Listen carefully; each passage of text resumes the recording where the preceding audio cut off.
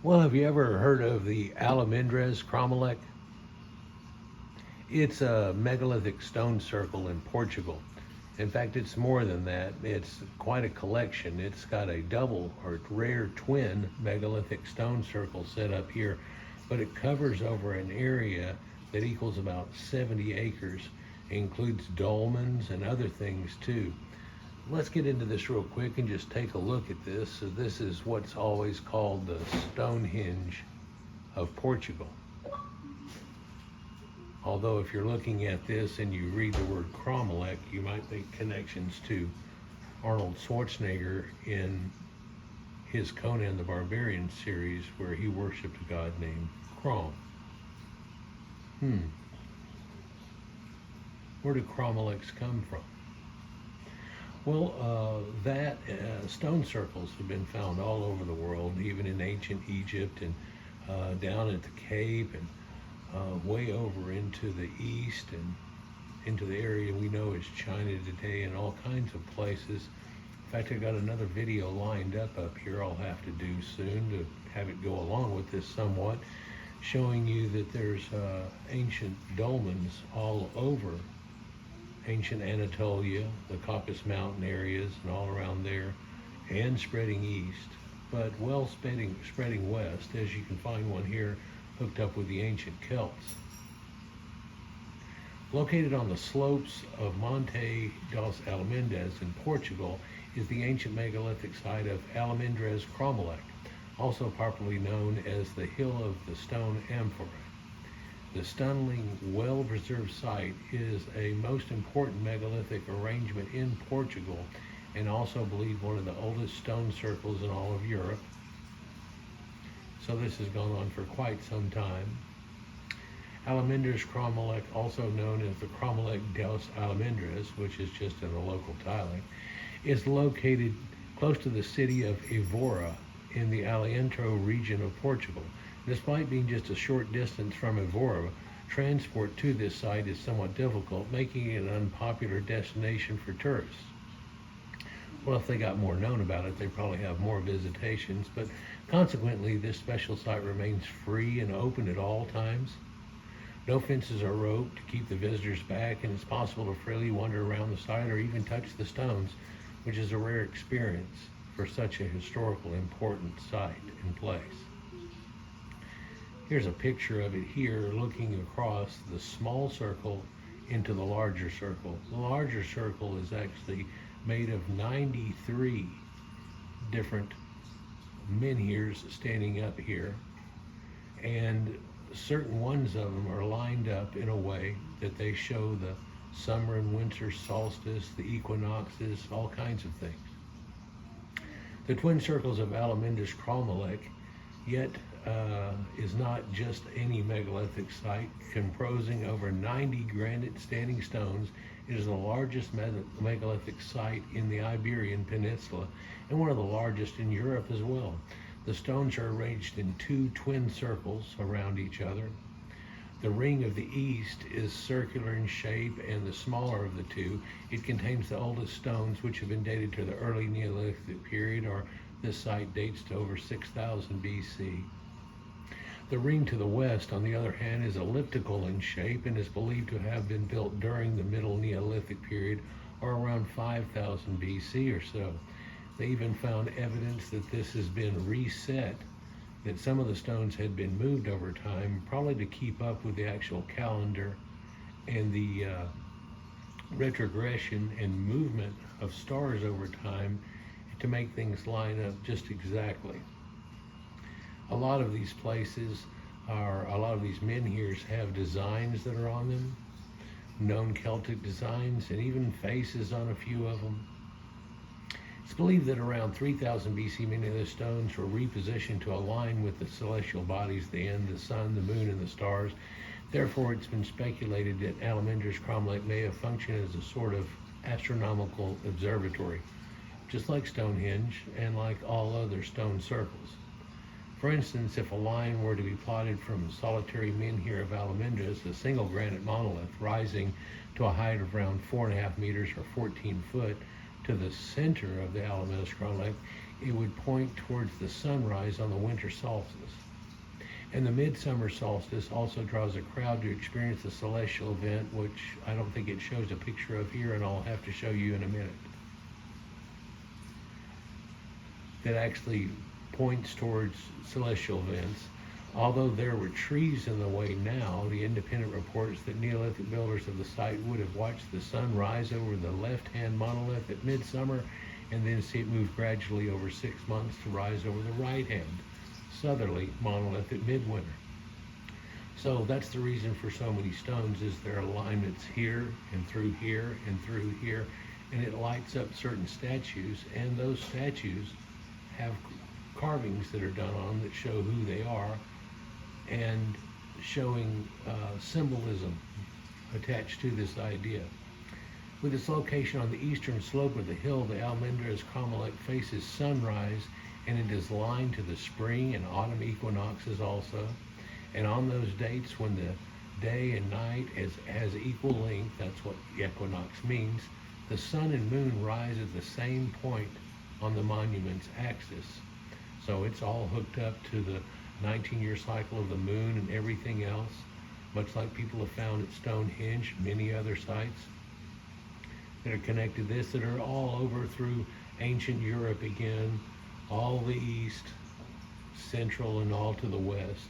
And it ran quite a bit south into ancient Africa and along through past Egypt.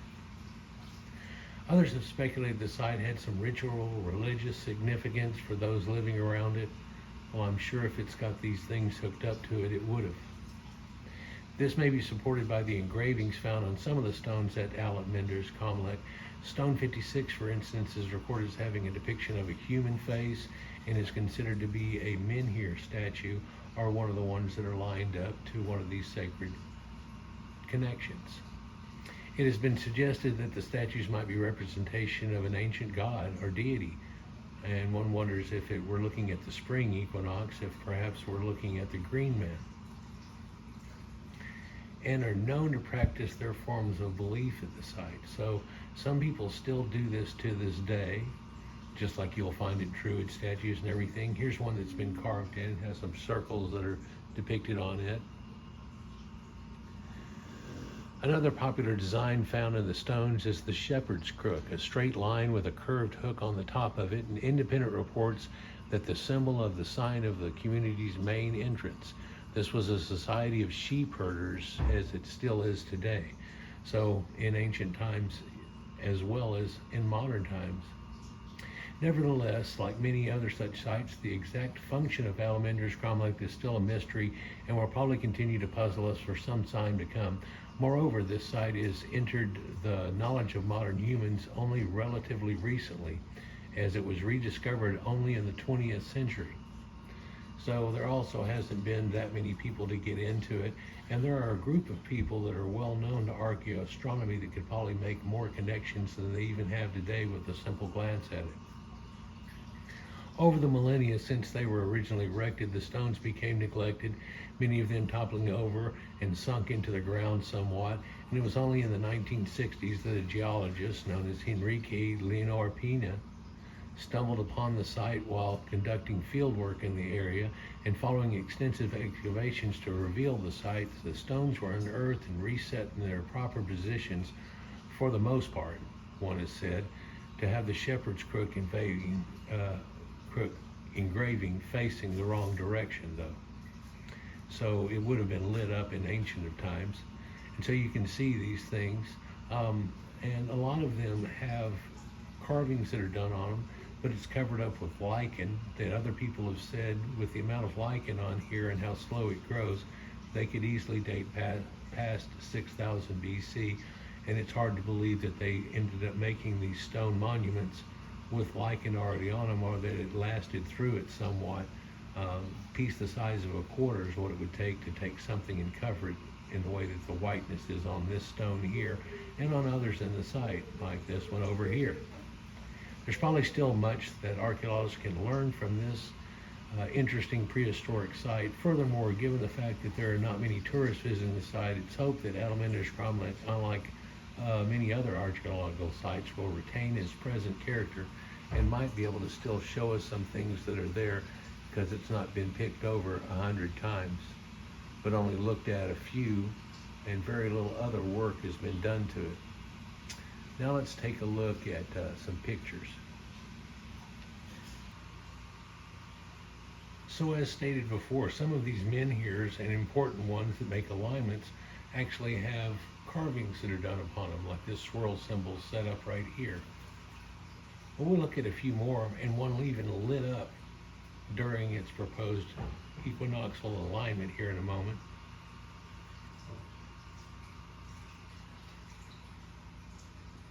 Here's one set that's lit up during the alignment of the sunset. I believe this is the summer solstice version. In a minute we'll look at the equinox version. Here's one of the carvings they show that are on this pillar, but if you notice, it has that bright orange sunset lit to it because it's being lit up right now, looking right through stones to light it up. It's pretty impressive that there are these, but then once you look at it, there are connections, like I stated before, to many places and many times when the moon is in its cycles and other things, showing you archaeoastronomy going on well back into the ancient of days. And I'm sure some of the ones that they don't understand what they're lined up to, if you get somebody knowing the archaeoastronomy of the time, would probably be able to show alignments that go back to the dating that it is here, where perhaps the Pleiades would be shown up, or certain zodiacs would rise in certain places, and so on throughout the year, making more connections. So here's a figure on this stone that's been carved out, of course eroded much over time, but you can see it here. It even shows the hair and stuff going down. It looks more like a lady with a dress, although that seems to be augmented or showing up in the cracks of the stone that are here. And again, all these alignments here that you might not know what they are for during certain times of the year actually make a perfect shadow across a siding stone with a background stone like this version here, showing you hook up. Sure, it's leaning a little bit now, and I don't think we should totally rebuild it, but we should make sure that it stays the way that it is for posterity. And we hope that it doesn't get overrun too much by people, or somebody go out and vandalize it in some way and they end up having to rope it off and you can only look at it from a distance, whereas in a modern day you could walk through them just like the ancients did at one time. Let me know what you think down below. We'll go on to a few more. I wish there were depictions of the dolmens that were here just by. One of the articles that I was looking at did have it, but not the other pictures. So, and some of the information and connections to what it shows it lines up to. So we utilize that instead. But all over this area here, those have been found.